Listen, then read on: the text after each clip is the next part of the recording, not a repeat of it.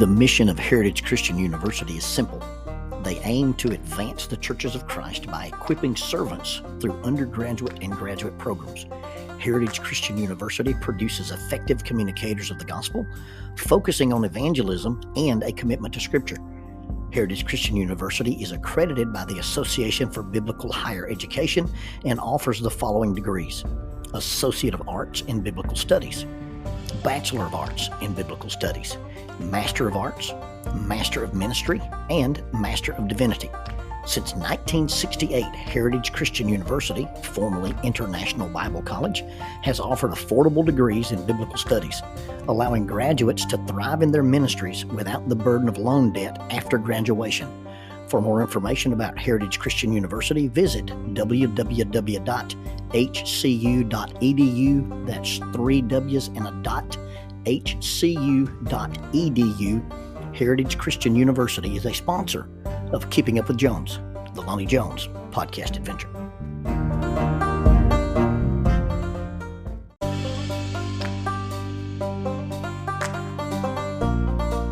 TKM Incorporated in Moss, Tennessee is a construction company that specializes in erosion control, seeding, and soil, hydroseeding, hydromulch, minor excavation, and silt fence. They also provide traffic control and construction signs. Their business is keeping people safe, but their passion, their mission, is they wish that all men could be saved. TKM has adopted the nickname the King's Men because as they serve you, they also serve the King. If they could provide any of their services for you, please contact them at 931-243-3958. That is 931-243-3958. Or you can contact them on the net at tkminc2001 at twlakes.net. That is tkminc2001 at twlakes.net. TKM Incorporated is a sponsor of Keeping Up with Jones, the Lonnie Jones podcast adventure.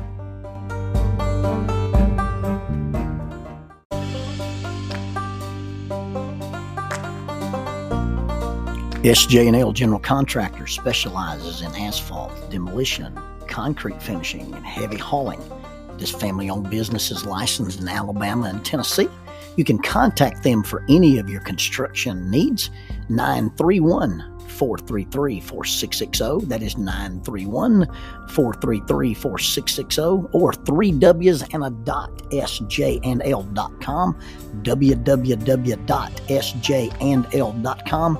SJ&L General Contractor is a sponsor of Keeping Up with Jones, the Lonnie Jones podcast adventure. I was driving to Columbia, Kentucky for a speaking engagement, and I was taking the back roads. I'd gone through Winchester, Tennessee, and up through Deckard. I could take a route and go through Nashville, but I try to avoid Nashville at all cost. I don't try to go through Nashville, and I do everything I can to avoid Atlanta.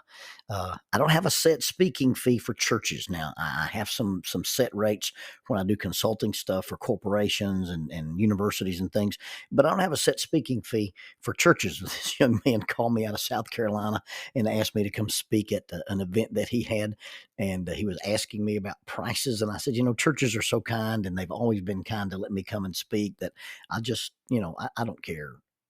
I'll be there. I said, but now if I have to drive through Atlanta, you have to pay me $500 just to drive through Atlanta. Anyway, I was avoiding Nashville and on the back roads in Tennessee, and I came to this intersection, and you could turn right and go up Spencer Mountain, the back way, what I call it, to Fall Creek Falls State Park, not on the new road as it has been referred to.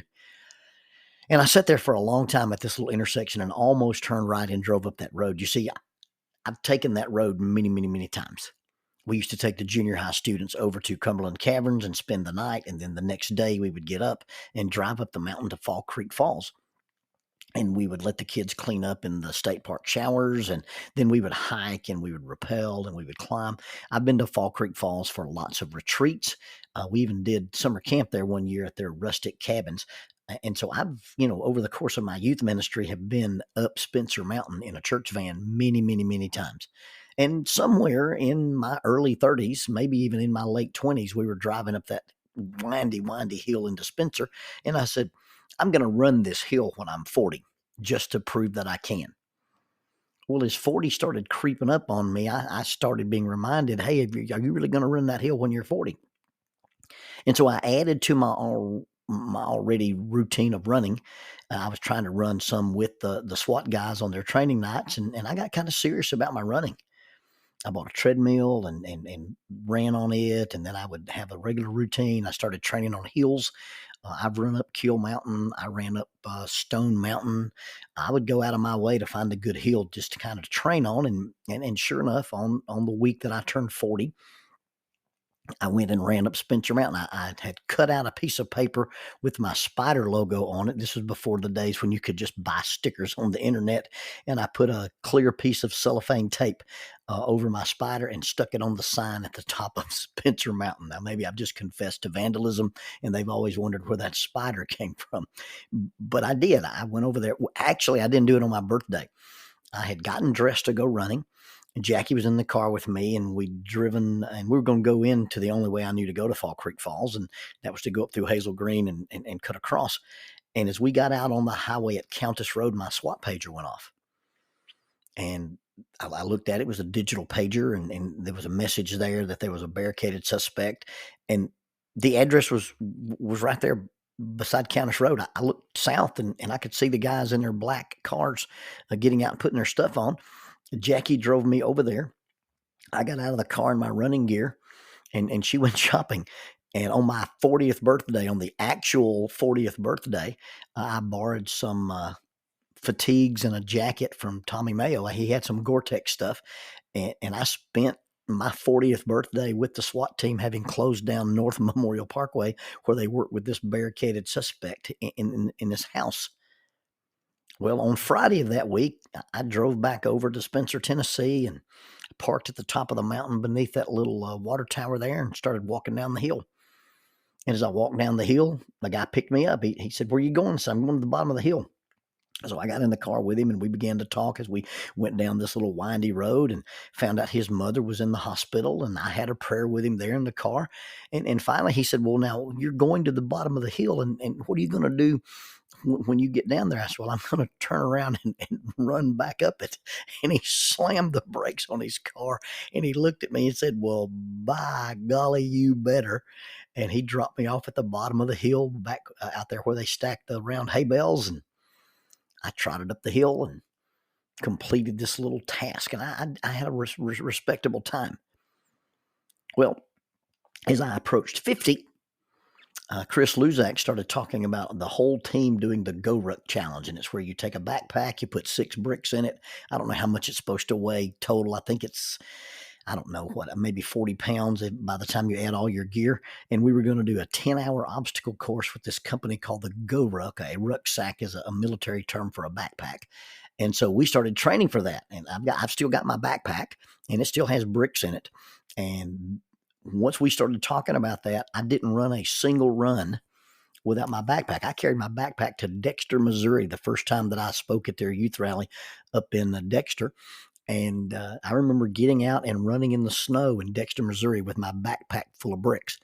And the year that I turned 50, I completed the Go Ruck Challenge. And the only thing you get when you finish that is a patch. And I've got my Go Ruck patch. It's on the sleeve of one of my jackets.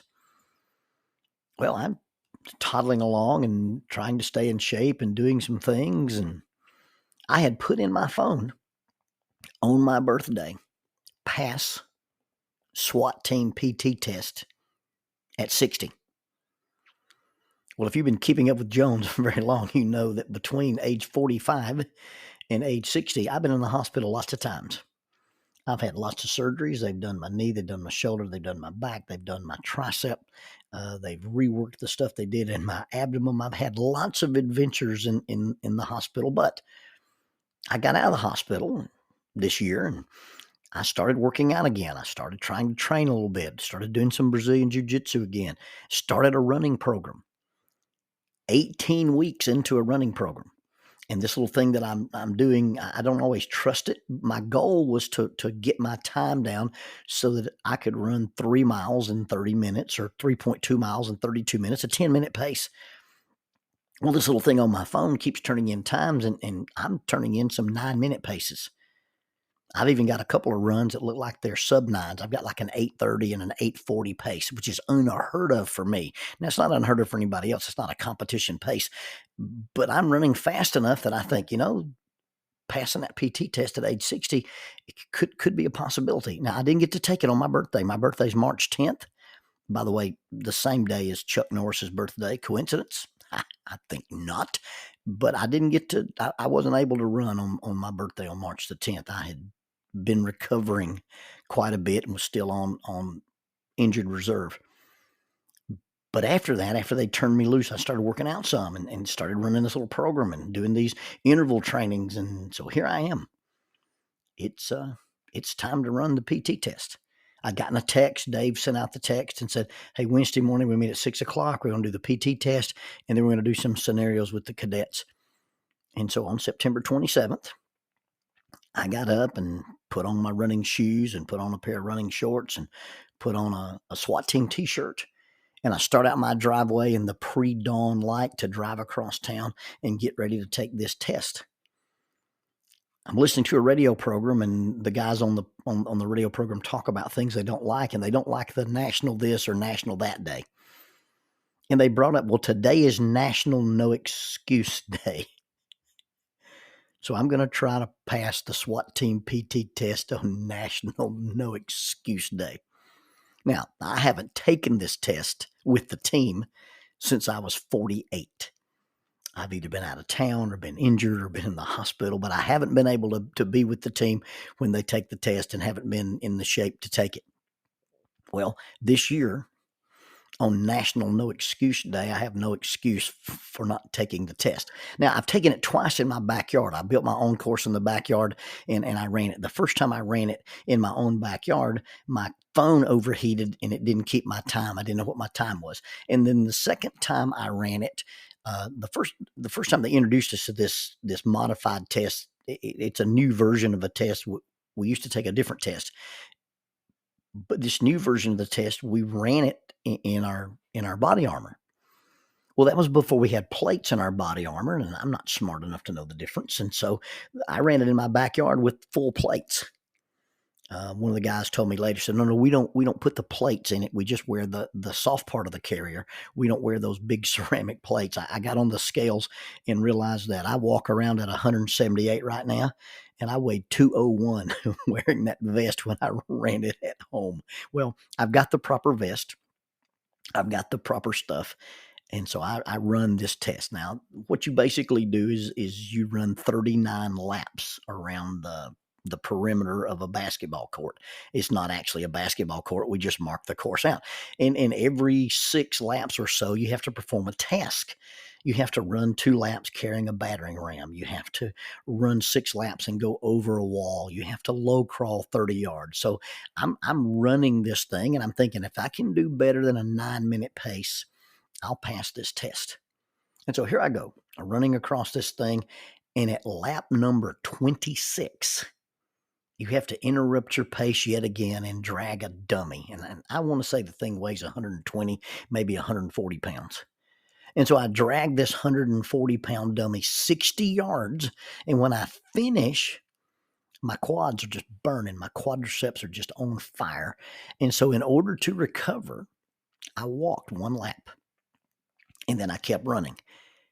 At 7 laps left, they give you a shield and a pistol. And the instructions say that you walk 1 lap with the shield and the pistol. Well, the other guys ran the lap with the shield and the pistol, but I walked my lap with the shield and the pistol so I could hold the shield in the proper position and hold the pistol. It's not just that you make the lap. When, you can't throw the shield over your back like Captain America and stick the pistol in your pants. You have to hold the shield up and look through the viewport and keep the pistol, at ready gun and do it that way. And I can't run and do that, so I walked and did it.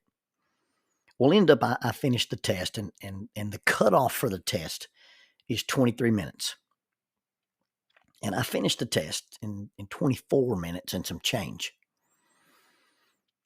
I failed the PT test.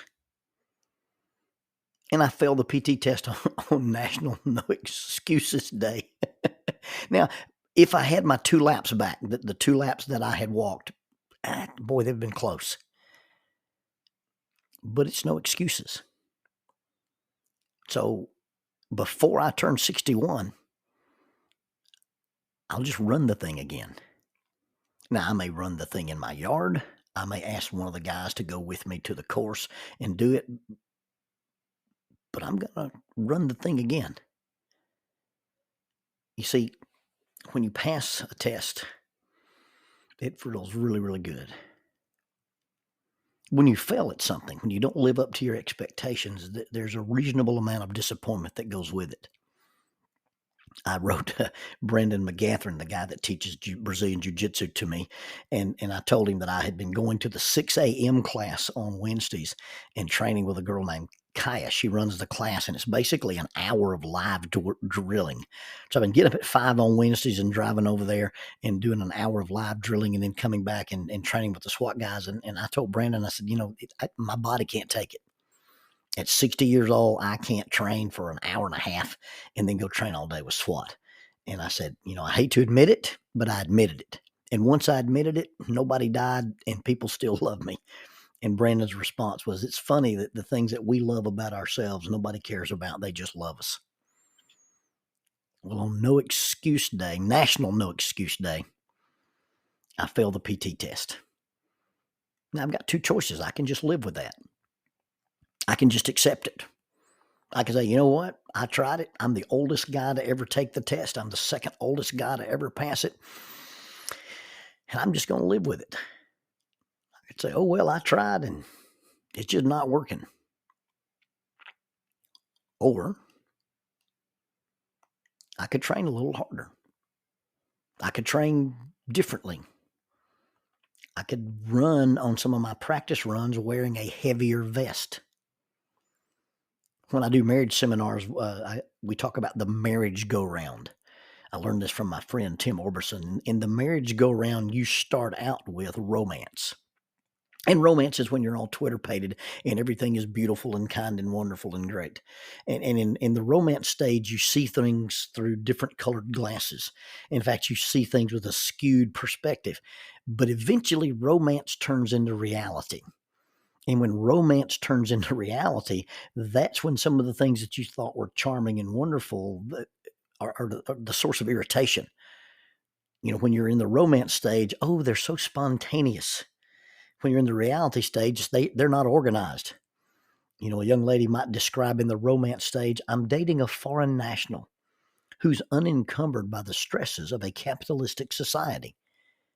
And then when she gets into the reality stage, the foreign national who is unencumbered by the stresses and pressures of a capitalistic society is, hey, I'm dating a guy, he's a legal alien and he's unemployed. Romance turns into reality. And then you have choices. You can recycle. You can get a new boyfriend. You can get a new girlfriend. You get a new husband. You get a new wife. Or when romance turns into reality, you can just live in resentment. You can just say, well, this is as good as it gets and it's terrible. And I'm just going to sit here and I'm going to live in the resentment. And I'm just going to say, well, this is all I can ever expect. And I'm just going to embrace the suck. Or you can reinvest. Romance turns into reality, and rather than resenting or recycling, you reinvest and try to improve something. You try to do better. And so, I failed the PT test on National No Excuse Day. And I can say, well, that's what I did. That's the shape I was in at 60, and I'm just going to accept that. Or I can reinvest. I can try to do better. I can change my workout routine. I can do things that are differently. Several weeks ago, and it wasn't National No Excuse Day. There was just no excuse for it. There have been some things on my mind. There have been some things on my heart. There have been some stresses and pressures, and I behaved very badly. I was exceptionally unkind. And I wasn't unkind to Jackie, but she saw me be unkind. She saw me behave in a way that I would hope is uncharacteristic for me. And I hurt her feelings. And I made her cry. Or at least she cried. There's not many sights that I abhor, but I don't like to see tears come out of those blue eyes. And although we weren't fighting and we weren't having a disagreement and we weren't fussing, my behavior affected her. And there was just no excuse for it. And so I decided on that day that there was no excuse for it, and I would do better. And I would be better. And I wouldn't let things that bother me come out and bother her. I wouldn't let my stresses or my frustrations or my irritants or my excuses show up at my house with my wife. Because I'm going to be the best husband I can be. I'm going to be the best man I can be. Now, I've got a few months left before I turn 61, and I'm going to go running. I'm going to run with a weighted vest, and I'm going to do some extra leg workouts, and I may never improve my time. I may run that silly PT test one more time, and I may not get a second better. It may be one of those things that you just embrace the suck and you're 60. Since I took it at age 48, and then this last time I took it, I've lost 2 minutes and 27 seconds on my time. And that may be unrecoverable. I don't know. But if I never improve my time, and if I never get any better, it will not be because I quit trying. And so because of this bad behavior I had in front of my beautiful wife, and I've been short on some compassion with other people. And I've been impatient and been intolerant and maybe even uncaring. I'm going to try to improve my score. I'm going to try to get better. Now, I may not. I accept the fact that I was created with the potential for imperfection, and I live up to that potential on a pretty regular basis. I could just accept that. I could accept mediocrity. I could just accept failure. I could just live with it. I could just learn to live with it. And I guess I could embrace my imperfection and my attitude or my expectation for my friends and my family to be, well, they'll just have to learn to deal with it too. They'll just have to learn to accept it. They'll just have to learn to live with it.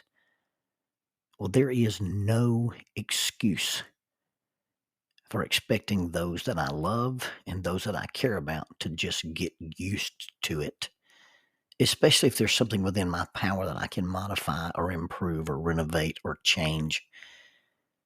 I must try to be my best. And I'm not saying I've got to be the best. I just simply have to be my best. And it's not a failure to fail to be the best.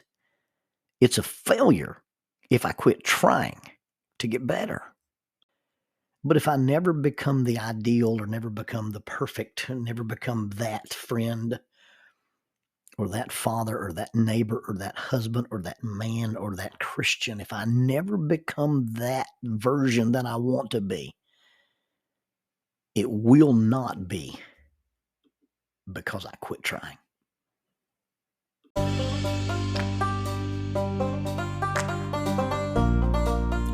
Using the tool of shortwave radio, World Christian Broadcasting literally covers the world every day with the gospel. They use 2 large curtain antennas. One is located in Anchor Point, Alaska, and the other in Madagascar. They send out messages that are recorded at their international home in Franklin, Tennessee. They make available 40 hours of broadcast every day. The broadcasts are made in English, Chinese, Russian, Spanish, Portuguese, Korean, English for Africa, and Arabic. They would love for your group to visit them.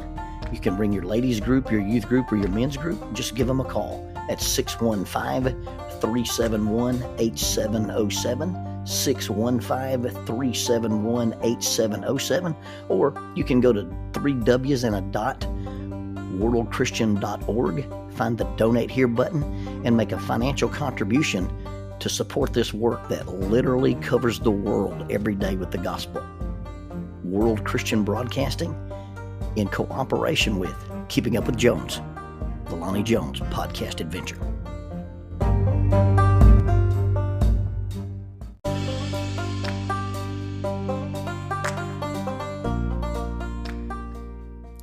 Keeping Up with Jones, the Lonnie Jones podcast adventure, is sponsored by us. What? We sponsor ourselves? Is that even legal? Check us out on Amazon. You can have access to the titles of Pedagogue, the youth ministry book by Lonnie Jones; Cognitive Spiritual Development, a Christ-centered approach to spiritual self-esteem; Grappling with Life, Controlling Your Inside Space, a small essay using the principles of Brazilian Jiu-Jitsu to talk about psychological and emotional self-defense; If I Were a Mouse, a children's book written and illustrated by Lonnie Jones; and then The Selfish Reel, a very short story about a decision. Also, you can check out our YouTube channel to see archived lessons and presentations from across the country, some videos with rope tricks and knots. Don't forget to visit the Facebook page 550 Guys to learn about the little rope men that we make and that we invented and that we make. And then be sure to click like, subscribe, and share.